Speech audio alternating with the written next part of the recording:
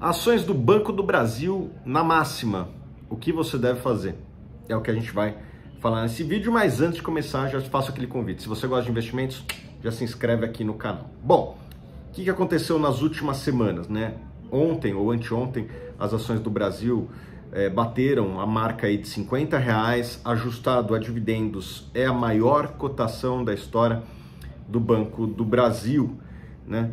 O que eu penso? Vou falar nesse vídeo. Bom, a bolsa subiu bastante ao longo dos últimos 2-3 meses, os juros futuros caíram também e as ações do Banco do Brasil subiram muito mais do que a bolsa, né? As ações devem ter batido ali uns R$36, pago o dividendo no meio do caminho, agora estão R$50. Isso significa uma alta bastante superior à média do mercado, uma das ações que mais sobem, não só esse ano, já veio de um ano passado, de 2022, muito bom. E por que eu acho que o Banco do Brasil subiu muito, né, ao longo dessas últimas semanas? Eu acho que são dois motivos. Primeiro, que as ações estavam muito descontadas, né? Como que a gente pode avaliar se uma ação está descontada, uma ação de um banco?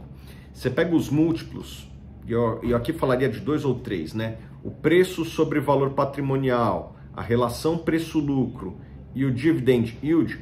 Se você for ver, e isso dá para você ver lá no Status Invest, né? Você consegue ver que esses múltiplos estavam no ponto de maior desconto dos últimos anos, né? A relação preço-valor patrimonial estava na mínima desde 2015. A relação preço-lucro estava na mínima desde 2015. O dividend yield, um dos maiores dividend yields da história do banco, né?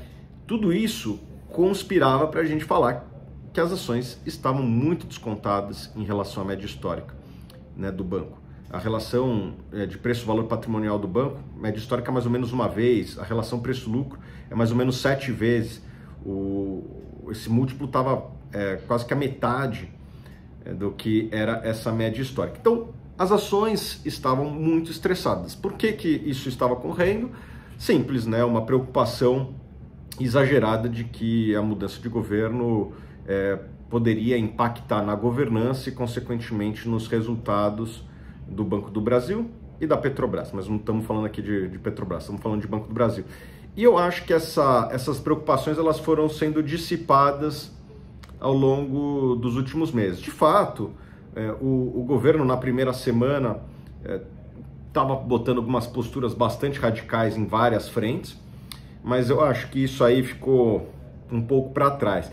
E particularmente no Banco do Brasil, o que se viu é que não teve nenhuma radicalização, né? O que o Banco do Brasil poderia fazer de mecanismo de populismo? Sair fazendo empréstimos baratos, abaixo de custo, abaixo do que ele custa para ele captar, né?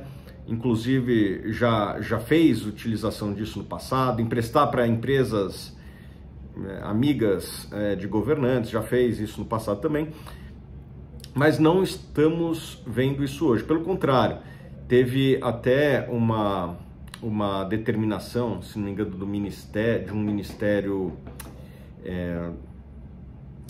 da Previdência, se não me engano, que deveria se cobrar menos juros nos empréstimos consignados para aposentados, e os bancos privados, num primeiro momento, falaram: nessas condições nós não iremos operar, e a Caixa e o Banco do Brasil, algumas horas depois, também manifestaram que não iriam operar, o que mostrava que a governança do Banco do Brasil era bastante forte e independente, né? Então, não estamos vendo o Banco do Brasil ser utilizado para fins políticos, pelo menos por enquanto, né? E também não temos nenhuma indicação de que vai por um caminho ruim.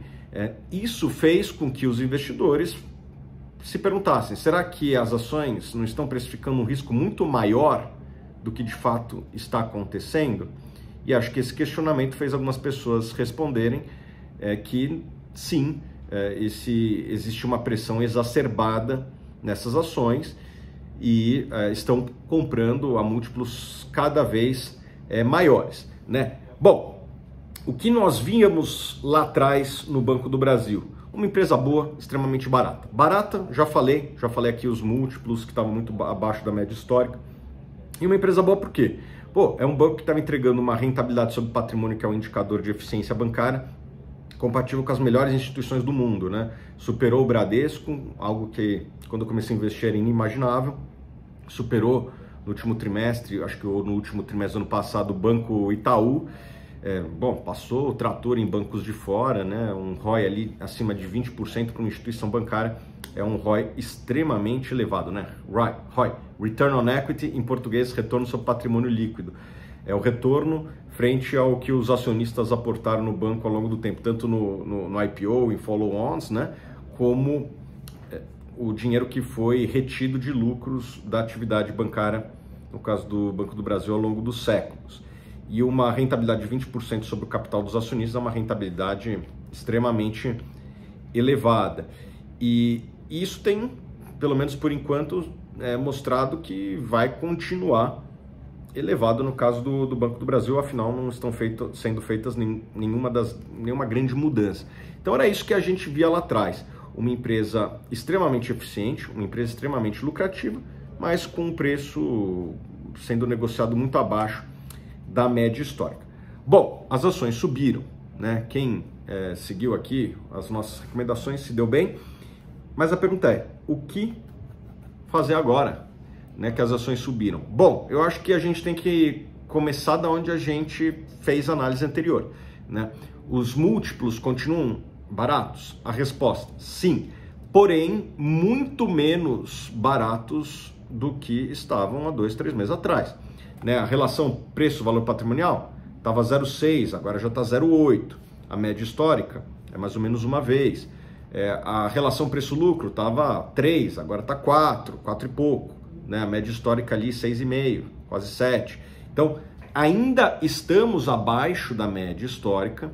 Eu acredito muito que se você compra uma empresa bem posicionada, lucrativa, como é o caso do Banco do Brasil, e que isso vai se manter provavelmente ao longo dos próximos anos abaixo da média histórica em termos de múltiplo, a tendência é que você faça um bom negócio. O Banco do Brasil ainda está nessa condição, porém com um desconto bem menor do que estava 2, 3 meses atrás. 2, 3 meses atrás você estava ali com esses múltiplos que eu falei, que eu vou usar aqui uma palavra, pornográficos, né? De tão baratos que estavam, e agora está barato, porém nem tanto, né? Por conta disso, o upside, né, o potencial de valorização do seu patrimônio, eu acho que ainda existe, porém é menor, né? O que eu falava aqui, eu sempre falei aqui, quem me segue nas redes, pô, eu estava apaixonado por estatais há 2, 3 meses atrás, eu continuo otimista, porém menos otimista que veremos valorizações como as que a gente viu nos últimos 3 meses. Né? Aquele gap, aquela diferença em relação à média histórica, em termos de múltiplo, se fechou de maneira significativa. Ainda tem uma pequena diferença, eu acho que isso aí deve convergir em algum momento para a média histórica e garantir um bom investimento, porém não tão bom quanto foi os últimos 3 meses, né? Que essas ações aí subiram, sei lá, 30%, 40%, 50% aí as ações das estatais, né? O Banco do Brasil pagou acho que R$1 de dividendos e foi de 36 para 50, deve ter pagado R$1 ou R$2 de dividendo. É uma valorização de quase 50%, né? Uma valorização bastante expressiva, né? Então eu não acho que isso vai se repetir. Porém, eu acho que quem compra hoje vai fazer um bom negócio. Vai fazer o melhor negócio da vida? Não. Provavelmente o melhor negócio da vida em termos de Banco do Brasil era ter comprado os 2, 3 meses atrás. Precisava ter coragem, precisava acreditar que em algum momento ia voltar para a média histórica. Quem acreditou se deu bem, tá? Eu não acho que isso vai se repetir daqui para frente, apesar de eu achar que vai ser um bom negócio, não vai ser um negócio nota 10, tá bom? E você, tem ações do Banco do Brasil? O que você vai fazer com as suas ações? Eu quero saber. Bota aqui nos comentários, tá bom? A gente se vê nos próximos vídeos.